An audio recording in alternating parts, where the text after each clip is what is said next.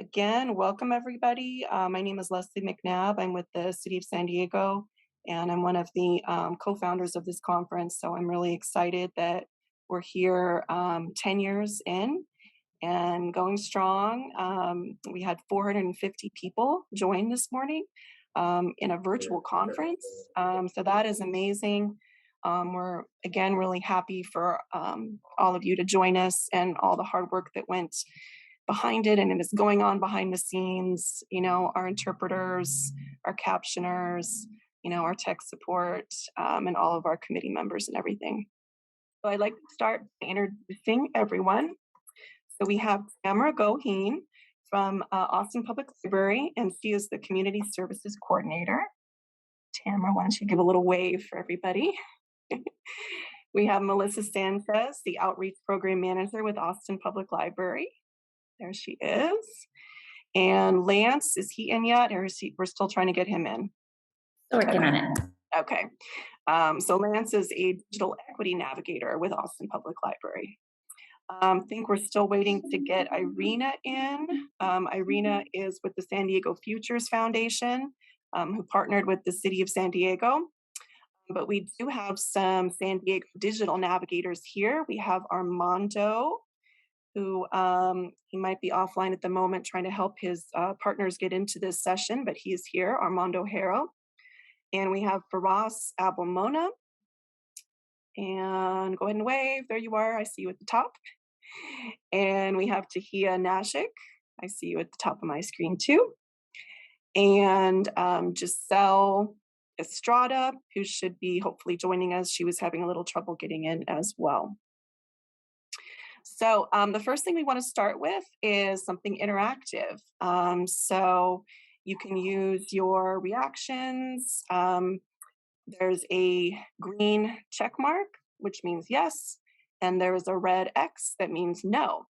So the first question is, does your city, county, university, or other organizing body that you represent have a digital equity initiative? Let's do some yeses and nos. Does your city, county, university, or other organizing body that you're here representing have a digital equity initiative?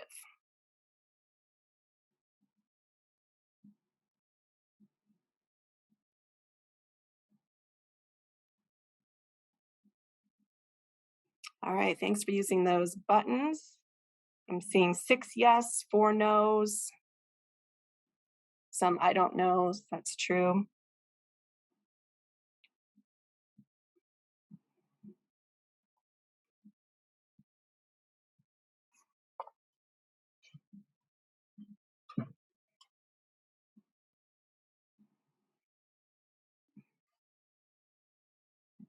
All right, the numbers keep going up.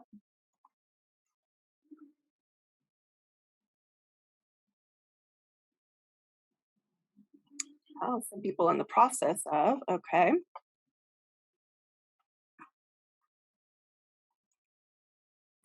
Okay, so it looks like we have 12 yeses, 4 nos. And then in the chat, there's some various, you know, not sure or we're in the process of. So we're going to go ahead and start with a question for Tamara. Give us a definition of what is digital equity. Hi, everyone. Thanks for joining us today. Most simply, digital equity just means that every individual, every community has the tools that they need to participate in lifelong learning, in civic access, just essential services and resources that everyone can fully participate, no matter what their story. This really fits in with Austin Public Library. You know, fully half of our main priorities are in some way aligned with digital equity. So it's very exciting to be able to do this work. Thank you, Tamara. And perfect timing, Irina. So Irina is here with San Diego Futures Foundation, and my question for her is, how and when did the City of San Diego start working in digital equity? Hello, everybody. Yes. So during the rise of COVID-19 and lockdown, organizations in San Diego reported struggling themselves and struggling to support their clients to gain and manage access to technological needs, including getting internet they could afford, navigating online government applications like paycheck protection and rental assistance, and having enough computers. So it became evident for the digital equity. It became evident for digital equity to become a priority for the city, and for the digital navigator program to exist. So City Council allocated 500,000 in one-time funding to connect low-income households to internet and address the digital divide. And this is how Access for All program was born, that offered mobile hotspots checkout at the city library, laptop checkout, and they open public Wi-Fi in 300 public locations. So, and furthermore, a city-wide working group was erected to develop more solutions for digital equity, and organizations such as San Diego Futures Foundation took an active role in program development. And now we have a digital navigation program in partnership with City of San Diego. Thanks, Irina. I forgot to mention in the beginning, hopefully everyone has found it, but if you need interpretation, you would click on the bottom little globe to select your interpretation there, or if you need a live transcript. All right, and my next question is from Melissa from Austin Public Library. Can you tell us about who was included in the equity efforts and how did you reach out and why in Austin? Sure. Well, the effort started kind of in response to the shutdown, the pandemic. We closed absolutely everything, the branches, the book drops, because we didn't know about, materials and quarantining and surface. We didn't have all that stuff laid out yet. And it was actually quite, once we had the devices in hand, it was quite difficult to find folks that would sign on to the agreement, right? But I think a lot of folks here either work for government entities or libraries, and so if you have a library card, then you're good to go, you're great. But not everybody can sign up for a library card, and at the time, our contract specialists had to do some, kind of wonderful finagling and work around our card policies so that we could create partner accounts for different organizations and just entities for them to borrow the devices and then distribute them to their clients or students as needed so that the onus would not be on the individual user, but on the partner organization. And because it involved signing a very short contract, but a contract that for strategic purposes could not spell out whether or not there would be fiscal responsibility, there was a little bit of hesitation because while we are not allowed to say, don't worry, we won't charge you for this, we also didn't say, we're definitely going to charge you for this if something happens. And so it took really the connections that Tamara had as a community services coordinator and just as an active member of the Austin community to speak to her connections at different organizations serving immigrant and refugee recently arrived families to say, this is new, please, we know that this will help. We know connectivity is an issue. If you would just, take a moment to speak with us. Because it was easy to say, hey, we've got devices, we're the library. But then when we got to the part where we had to explain that they had to sign this contract, and we would create a partner account, it got a little bit too library, too complicated for them. And so there was a lot of trust building, and not even really, I would say, with the users, because they have their trust already with their host organization. It was trust building with the host organization because a lot of them are nonprofits, don't have deep pockets, and rightly so, we're concerned about what happens if these devices get misplaced or damaged, or if there's just, something happens. And so it was kind of a long road to get to yes. But we did eventually get there and have had active partner accounts really since 2020, late 2020. That's great. Thanks, Melissa. My next question is for Tahiya. I know that San Diego's digital equity program recruited digital navigators that reflected the communities they were serving. Can you tell us about that and why you became a digital navigator? Hi everyone. Digital navigators are trusted guides who assist the community in getting connected to the internet, digital devices, and other digital inclusion resources. I personally became a digital navigator because I want to help people access the internet and technological assistance without difficulty. I wasn't fortunate enough to have like a program like this when I was struggling to have Wi-Fi, but knowing that now there's a program to ensure that this doesn't occur, I want to help others who are going through the same situation as I was in. There are 11 digital navigators funded through the City Human Resources Department Internship Program and San Diego Workforce Partnership. We come from diverse backgrounds and bring with us many skills like lived experience, intercultural competence, fluency in 8 languages, and technical knowledge. Many of us live in neighborhoods that are impacted by the digital divide, so we have some knowledge of that. Also, we have been undergoing extensive training, not just in providing hands-on support, but also in national and local policy, structural racism, digital redlining, data, and on San Diego's unique landscape and community-based partners.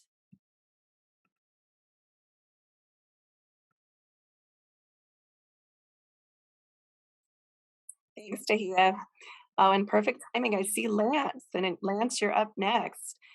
So we understand that you're a digital equity navigator in Austin, and your team had specific challenges with reaching underserved populations. Can you tell us a little bit about that?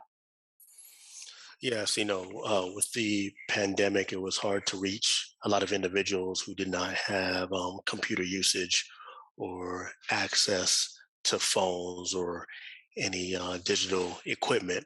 So we came up with a job portal to assist customers who needed to get in contact and communicate with loved ones, also with employment and access to other resources around the city.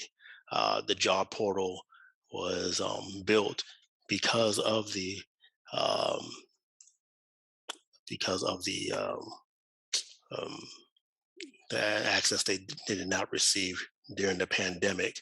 They were given the opportunity to either call in or do it by Zoom or come in person by giving out my personal information, my cell phone number, and other um, job coaches that we have that would assist in any matters that they had. So we made sure that it was access to everyone with different backgrounds and with different languages as well to help them, throughout the pandemic. Thank you, Lance. The next question is for Armando. Can you tell me about collective impact and how it works in San Diego? Of course. So, hello everyone. So, first, I'm going to define collective impact and then explain how it works in San Diego. So, according to the National Council of Nonprofits, collective impact describes an intentional way of working together for the purpose of solving a complex problem towards a shared goal. So, our digital navigator program has been designed through a collaborative code development process. So, 10 organizations bringing frontline expertise created a leadership team that has been meeting as a working group to develop systems and processes so that the program works across organizations and can eventually be scaled at a regional level to bring in more local government and cross-sector partners. Public libraries have been the foundational partner. Other partners include Housing Commission, Parks and Rec, International Rescue Committee, 211, and our device access partner, Computers to Kids. So a recent example of collective impact is digital navigators partnering on the San Diego Promise Zone's virtual youth career fair in March with over 200 attendees. The Promise Zone is one of 22 federally designated zones tasked with revitalizing under-resourced neighborhoods. The Promise Zone experiences digital redlining. Up to a quarter of residents lack home internet and is considered a digital equity priority area where the city is concentrating programming and services. We work together with partners to set up connectivity hubs at 3 community sites with digital navigators and computers to support residents with accessing the fair. Libraries had outreach teams there to sign youth up for library cards and facilitate hotspot and Chromebook checkout. All attendees had the chance to apply for no-cost laptops and ship directly to residents thanks to Computers to Kids. Thanks, Armando. Yeah, actually, a lot of the participants got free computers at that event, which was amazing. So my next question is for Tamara. Could you tell us a little bit about the partners that Austin engaged with? Sure, I'd be happy to. So we knew that because of some of the barriers to getting a library card, that we would really need to connect with those organizations to act as an interim connector. So we looked to people who were serving populations that were varying documentation status or lacking status, or people who were serving populations that didn't have permanent addresses, people who were unhoused. So we looked to our longstanding partners in Refugee Services of Texas was a strong early supporter, and in particular, their Survivors of Trafficking program has been a huge connector, as well as a local organization called IACT, which is the Interfaith Action of Central Texas. So they do ESL classes for recently arrived families of any status. And the Center for Survivors of Torture was also a good partner to link with, because they were able to continue counseling sessions through use of these tech devices, through hotspots and laptops with people when they couldn't leave. People who were receiving those kind of essential services were still able to connect. Some other partners were aimed at older elder communities, particularly a South Asian community, maintaining connections to home communities, and as well as some local housing authorities, youth justice involved organizations. So it was really a wide gamut of providers, but it was just those folks who were kind of lacking that vital documentation that would allow them to have those resources allowed. As long as they were participating in a program, we could give those long terms to them. Thanks, Tamara. So we want to do a little brainstorm in the chat right now, and you can kind of keep this going for a little while as we continue with the presentation. But thinking about your own communities, thinking about some of the presentations that you saw earlier today, what are some ideas of organizations that may partner with libraries to bring digital equity to your communities? Yeah, so go ahead and write those in the chat. We're going to keep that going for a while and we'll come back to that. So we're going to move on to another question. Sometimes it is a challenge to outreach for library programs. I imagine that this program is even more challenging because you're outreaching to people that might not be library patrons already. And you can't simply, advertise on your website when we're talking about a digital divide. So I'd like to hear from Firas first. What outreach strategies did San Diego employ? Sure. Hi, everyone. There are multiple outreach techniques that have been successful. Our public libraries advertise digital equity programs using water bill inserts sent out to residents. A simple but effective strategy was placing banners outside of library branches advertising hotspots for checkout. This increased the checkout to above 85%. We are partnering with our regional planning authority, SANDAG, and our local information hotline, 211, on a campaign to promote the Federal Affordable Connectivity Program, ACP. We will place ads at transit hubs in neighborhoods most impacted. Residents can call also to 211 and get info about ACP and be connected to enrollment assistance. Another planned effort is Get Connected pop-ups, which will provide pop-up technology assistance at schools, churches, and community centers. Outreach workers will be available to help people access low-cost devices, internet, and digital literacy training and connect them to the digital navigator services. And finally, social media marketing is an effective strategy that we will continue to utilize as well. Thank you. Thanks, Firas. That water bill insert is a great idea. I hadn't heard about that. Well, they all are, but that one in particular. All right, so same question for Austin. Tamara, Lance, or Melissa, can you tell us about some of your outreach efforts? Well, in addition to doing the linkage through the community partners directly to provide them with tech devices, we also created what we call a Perk System.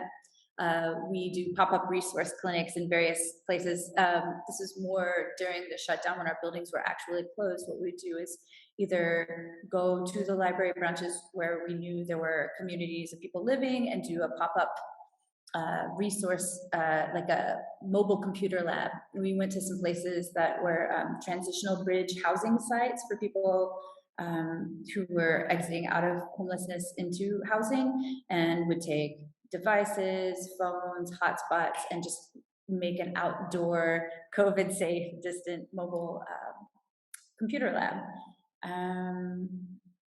Yeah. Anything you'd like to add? I think, and we were not fortunate in that our social media was really just prioritized for COVID response things, and many of and what I mean by that is all these ideas that we had and wanting to share about initiatives or efforts, it was kind of all back burner. Public health, rightly so, took priority. And then a lot of our staff as well was, rerouted or volunteered to be reassigned in different city departments in response to the pandemic, and folks, unhoused folks now needing even kind of more services because there was a virus going around.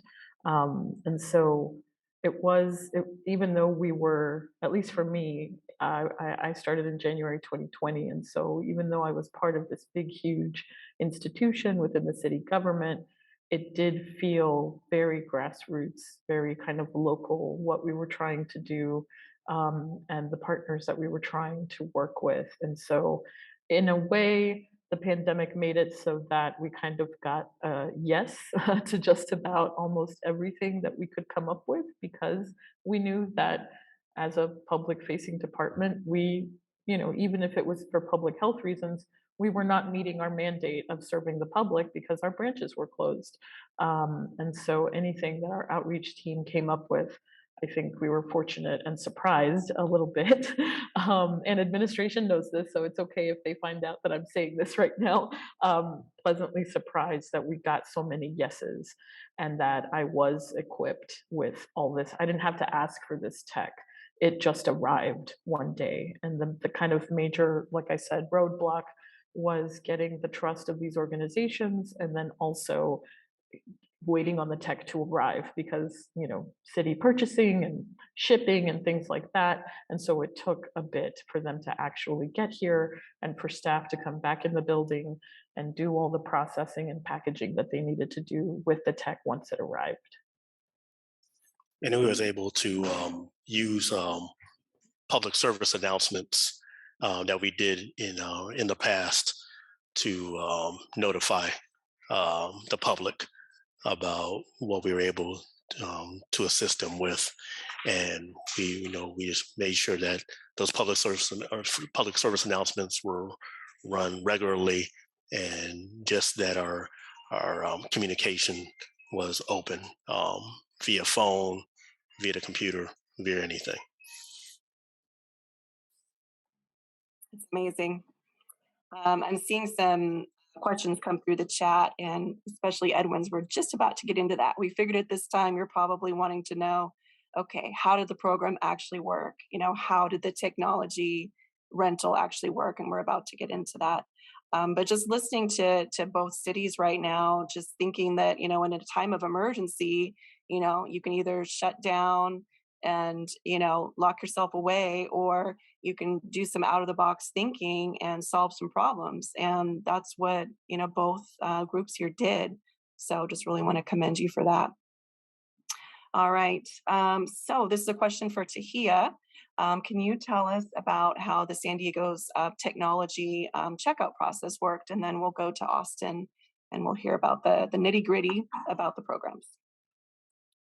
So the digital navigators are placed on site at libraries, at rec centers, or in libraries, and digital equity priority areas. And then they'll be reachable through toll-free hotline where people can be triaged based on language preference and also get in-depth tech support.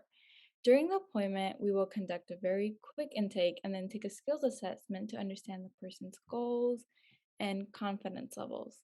Then we'll help work with them towards their goals. For example, a telehealth appointment, we may assist them through checking out a hotspot to meet immediate need and then help them enroll in Federal Affordable Connectivity Program, which is also ACP program, for a monthly internet subsidy.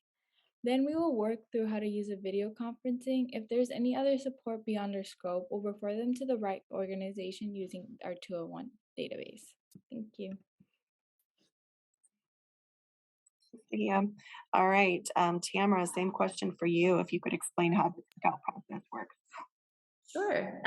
So it's basically the three of us here would connect on some level with a community need. So we would go through the organization if someone is working with one to find out what their needs are, what they need it for. It's anything, education, work, health, community. We don't monitor it, and we just provide it for a long-term loan. I said in the chat it was 6 months, but it's actually for 4 months at a time, but those can be continually renewed. So we would work with the organization and they would just sign off on it, and we would do delivery of, laptop, hotspot, whatever they may need. And then they can use it, and then they would be able to connect with Lance or one of our other navigators to help them. If they had some job goals that they were working on, they can help them with, resume, interview help, whatever they may need, using that hotspot or laptop.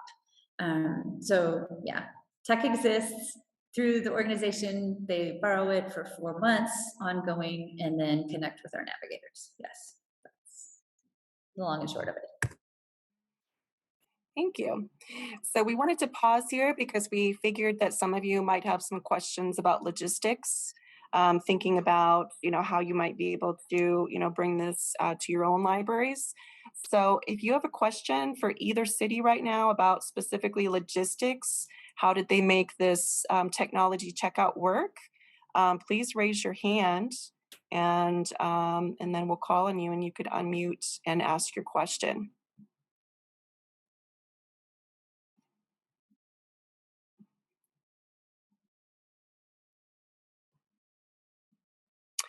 Let's see, Missy put a question in chat. Let's see. All right, so are Austin staff trained as digital navigators? And in the city, who coordinates the program? So I'll let Lance answer the Austin one, because he is a digital navigator. Maybe you could talk a little bit about the training that you go through or went through. The training I go through is I primarily go through some trainings that are given to me by Melissa or my former supervisor, going through helping people and how to communicate well with others and see what challenges they may go through. Also, just making myself available as much as possible. Going to different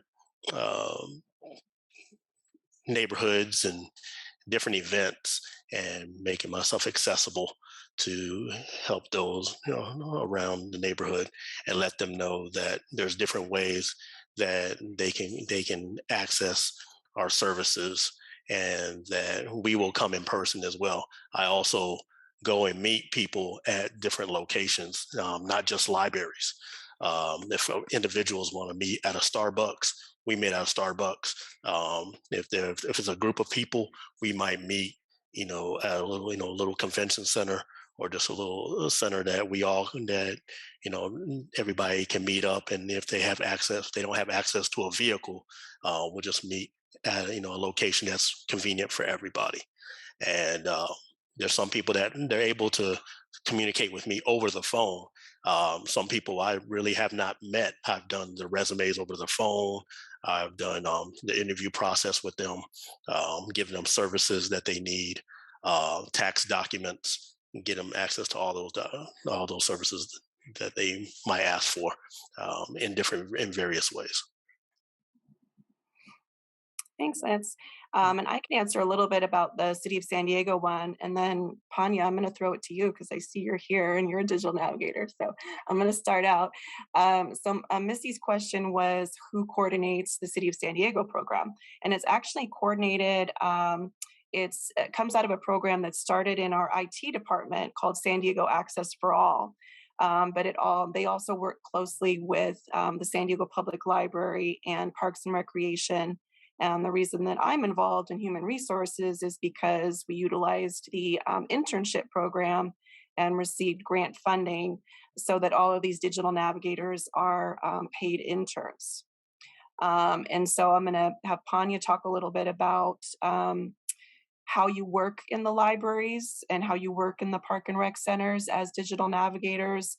And there was a question also about like how much is in person and how much is virtual, if you don't mind answering those two. Sure.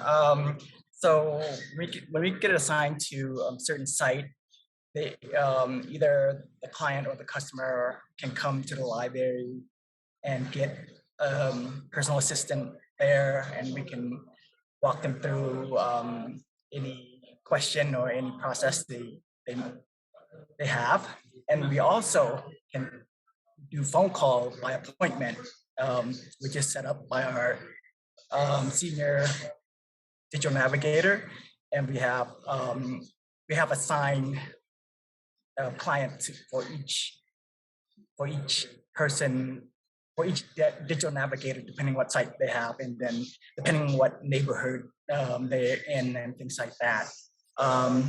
And that's for now. That's what we're doing, and hopefully we're planning to migrate to other location also once everything gets fully implemented. So that's all I have for now. Thanks. Thanks, Panya. There was another question in chat too about, are there library related programs or tech classes that in addition to providing digital tools, teach people how to make better use of them?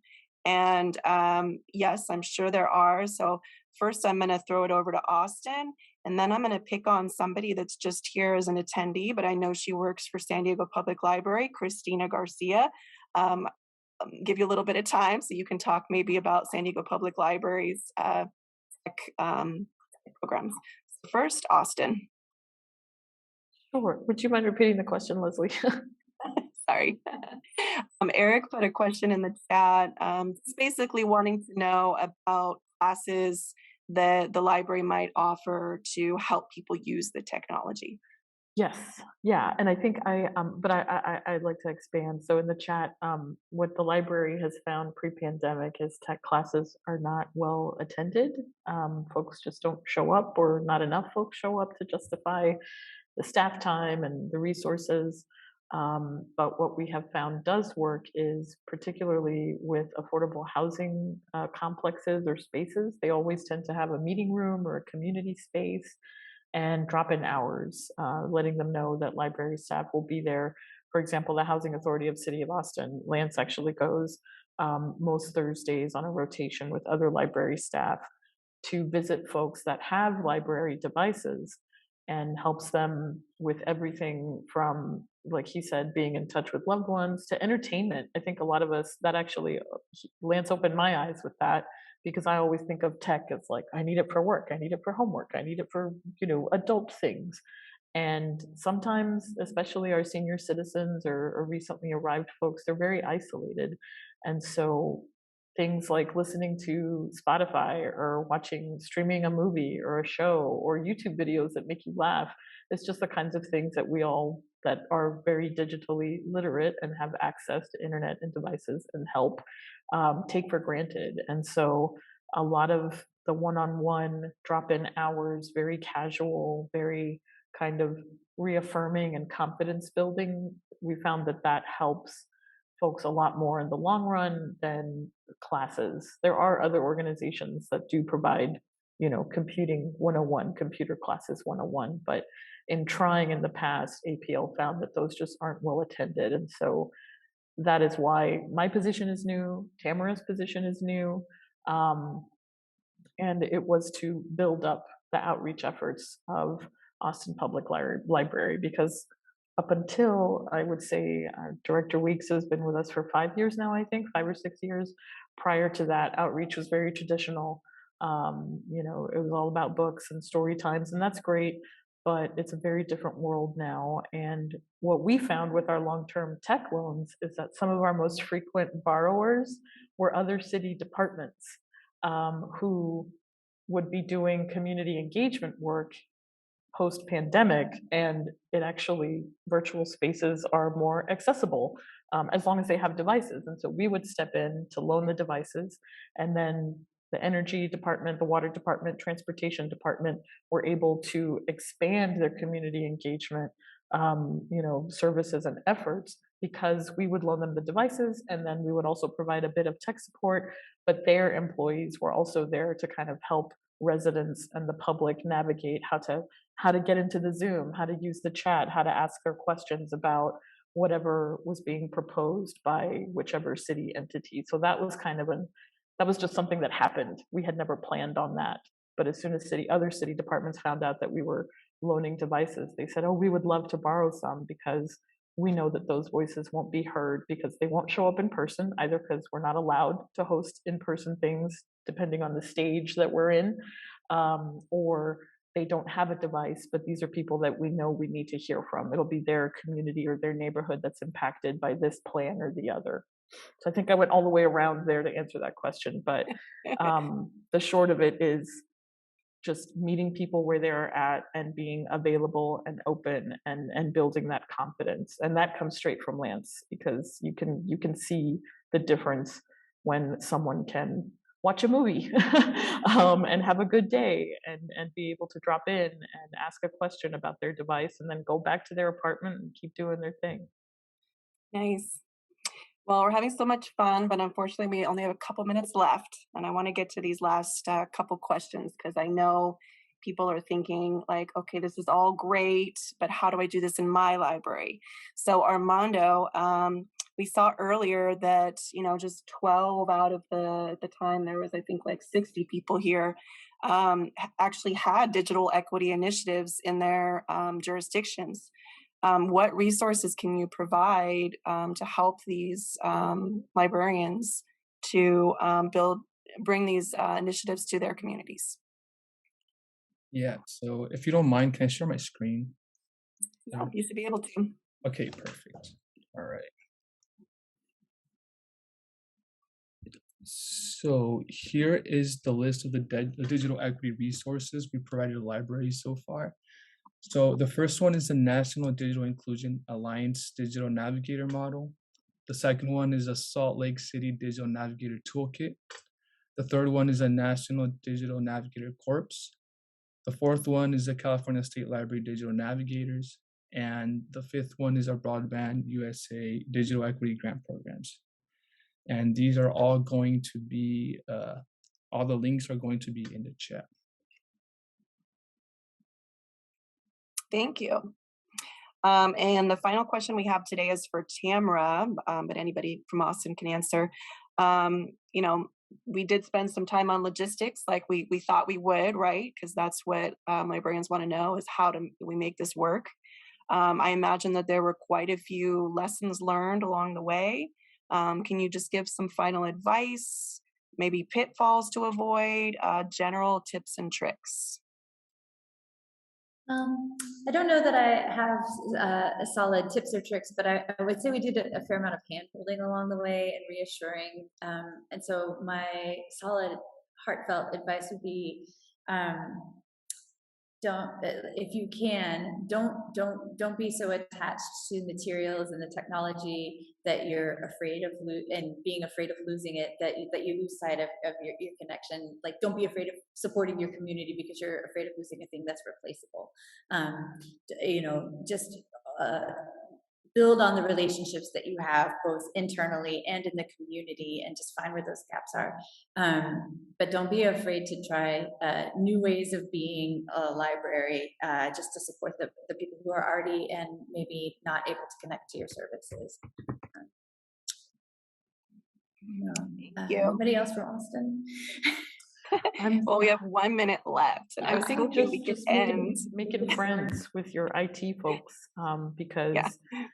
for them, at least, when the pandemic started, I feel like it was, at least in our library, IT, security, and facilities went into full overdrive, because we had to sanitize absolutely everything. We had to make sure every employee had a laptop and a hotspot and all these other things. And then security had to make sure that people, understood that you can't come in right now. And so they had to keep coming to work when the rest of us had to telework. So I think just making friends in your support services divisions, it helps. Yes. Just encourage each other as much as possible. Encourage everybody around you.